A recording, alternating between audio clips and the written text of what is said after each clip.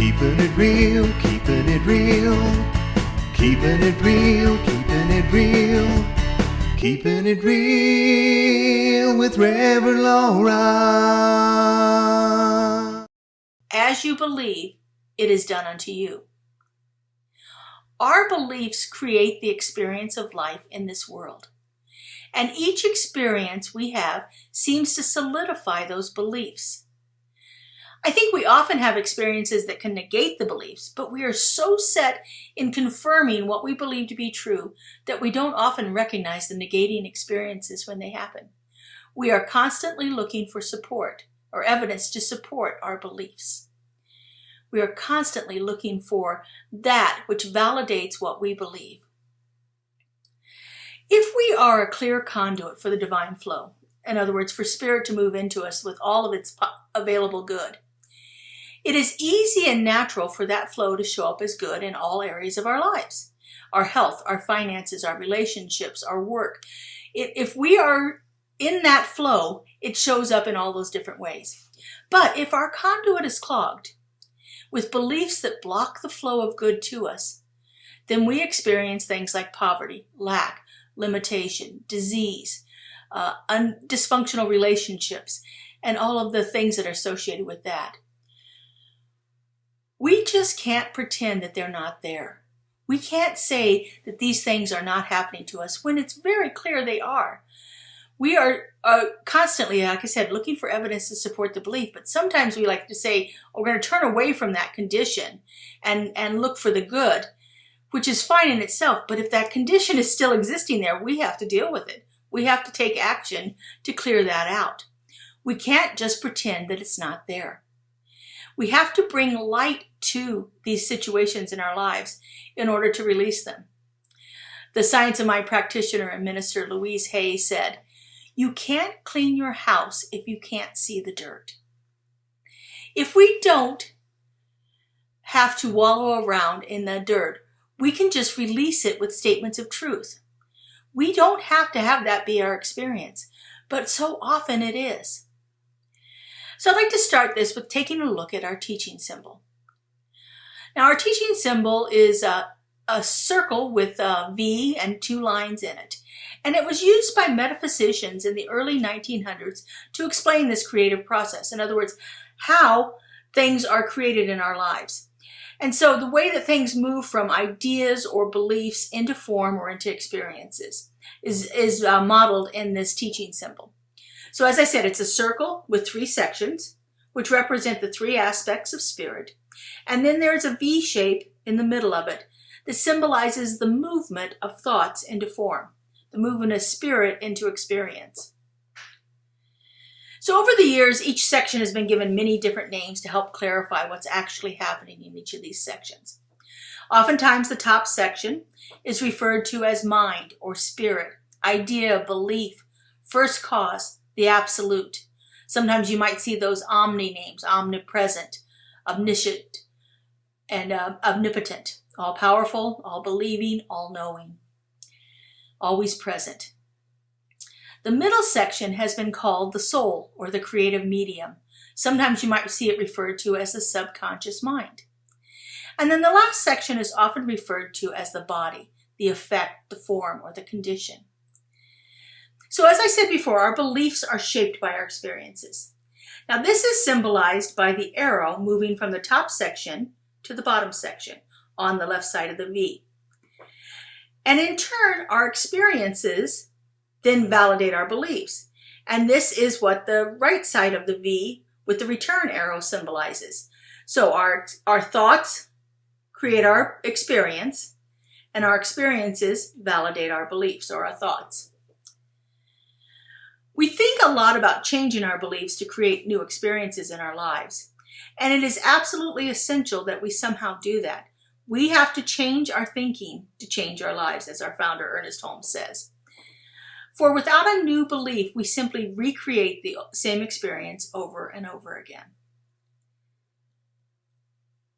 But what I'd really like to focus on today is that middle section. I think it's often overlooked. We think about those ideas. What is it we want to have? That belief in the top. And then we think about the experience that we have in the bottom. but we don't often think about what it takes to get to it and what we have to do to make that happen in the easiest way possible. So that middle section, this is where the unconscious work happens. It happens based on our beliefs and our experiences. And all of those things that have happened to us in our lives leave remnants of themselves in that middle section of the creative process. We have an experience, and it leaves its trace in the middle section there. We have an idea that doesn't come into fruition, and we leave our beliefs about that in that middle section. Now, we have a great analogy that we use to simplify this creative process. And this analogy is that of a seed being planted into the soil and forming a plant. The top section of our teaching symbol, that would be the seed, or the idea or the belief that we are planting to bring about a new condition or a new experience in our lives. So the plant then is the bottom section of the teaching symbol. It is the experience we have. It is the form. It is the thing that we are wanting to bring into our experience. So just like if we decide we want tomato plants, we plant tomato seeds. So the top section would be the tomato seed. The bottom section, what we get from that, would be the tomato plant. But there's an awful lot that happens in between that, planting of the seed and reaping the harvest of the tomato. So the middle section then is the soil. The middle section is where the work happens. I think it is equally as important, if not even more important, than the top and the bottom section. The ideas can be easy to come to, and the effect that we can get then is based upon what happens in that soil. Whether we actually get that true tomato plant that's a good, healthy, ripe tomato, or if we get a shriveled up, scrawny little tomato. Depends on what happens in that middle section, in that soil. So sticking with this seed soil plant analogy, let's think about what happens when we get ready to plant something in the ground. Those of you that are gardeners, those of you that had any experience of gardening at all, as any good gardener knows, if you don't prepare your soil, the seed you plant is not likely to thrive. Not only do you have to prepare the soil, but you have to take care of it all the way along the path. All right, so first off, how do we prepare the soil? Well, the first thing you do is you stir it up. We take a hoe or a shovel and we dig into it and we look to see what's there. We examine the condition of the soil. Is it full of rocks and roots and debris that needs to be cleaned out? Is it pale and clumpy or clay-like? Or is it rich and dark and full of life?